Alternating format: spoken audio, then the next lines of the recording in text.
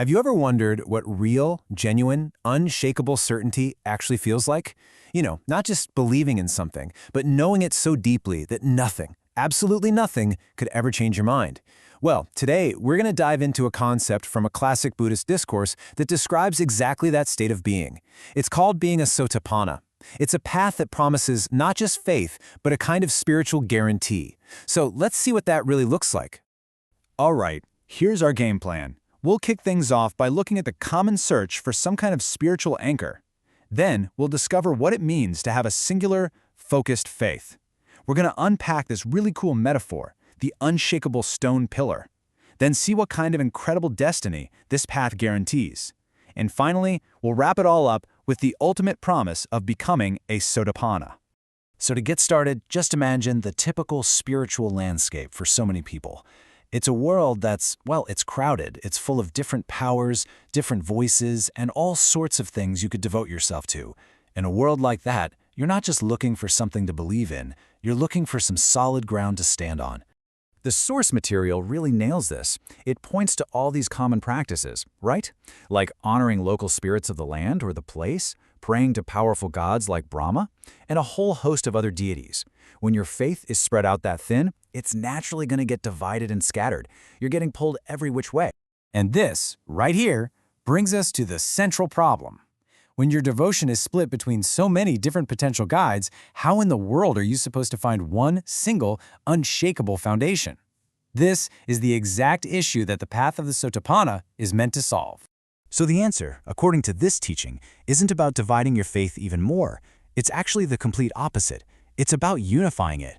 It's about finding that one single, unwavering point of focus, a true north for your heart and your mind. There is a specific term for this, and it's egontalyato. It's a really beautiful description that literally means gone to one or singularly directed. See, it's not just a preference for one thing over another. It's a complete, total, all-in focus. The source puts it so well. This phrase here, it translates to one with the Tathagata, without division. And the Tathagata is just another name for the Buddha, for that awakened mind. So what this means is that your faith isn't shared. It's not split. It's just whole, complete, and aimed at one single thing. And to give this even more flavor, the texts describe this faith as something that's rooted in your own personal experience. This isn't blind faith we're talking about.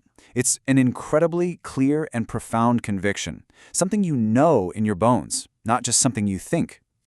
Now, an idea like unshakable faith, that can be pretty abstract, right? Can be kind of hard to wrap your head around. And that's exactly why this teaching gives us this powerful physical metaphor to make it crystal clear. A giant stone pillar. So just picture a massive stone pillar. It's incredibly tall, super solid. Let's say it's about 16 units high from top to bottom. But here's the kicker, the most important part. The first half of that pillar, 8 whole units, you can't even see it. It's buried deep, deep down in the earth, creating this unbelievably solid foundation. The other half, the other 8 units, that's the part that stands tall above the ground for everyone to see. But its real strength, its power to endure anything, comes entirely from that foundation that's completely hidden from view. So what's the point of burying it so deep? Well, it means that no matter what comes at it, gale force winds, pouring rain, storms blowing in from the north, south, east, or west, that pillar does not move. It doesn't even tremble. It is completely and utterly stable. And right there, that's the connection. That pillar, that is the mind of a Sotāpanna. A person who's reached this state isn't swayed by other teachings or other opinions or even their own doubts. Their conviction is so deeply rooted, they are perfectly stable and secure. Just like that stone pillar. Okay, so achieving a state of mind like that is, wow, it's a huge deal. But it's not just about feeling stable day to day, it also comes with a guaranteed outcome.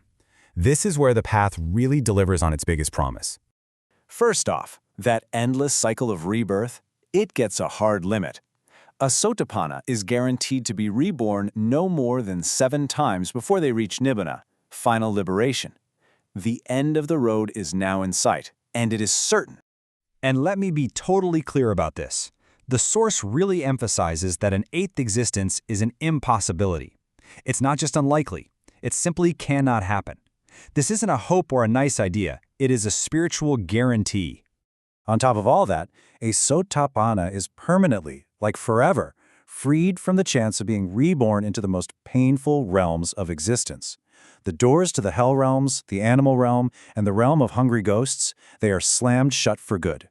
So we've gone from scattered faith to a single focus, and from a shaky feeling to an unshakable pillar, and from total uncertainty to a guaranteed destiny. But let's bring it all home and just ask, why does this ancient idea still matter so much? This is the great benefit, the real takeaway here. Achieving the state of a Sotāpanna means your spiritual destiny is secure. It's locked in. It is a path that comes with a guarantee, offered by the Buddha himself, that promises an end to the worst kinds of suffering and puts a definite clock on reaching ultimate freedom.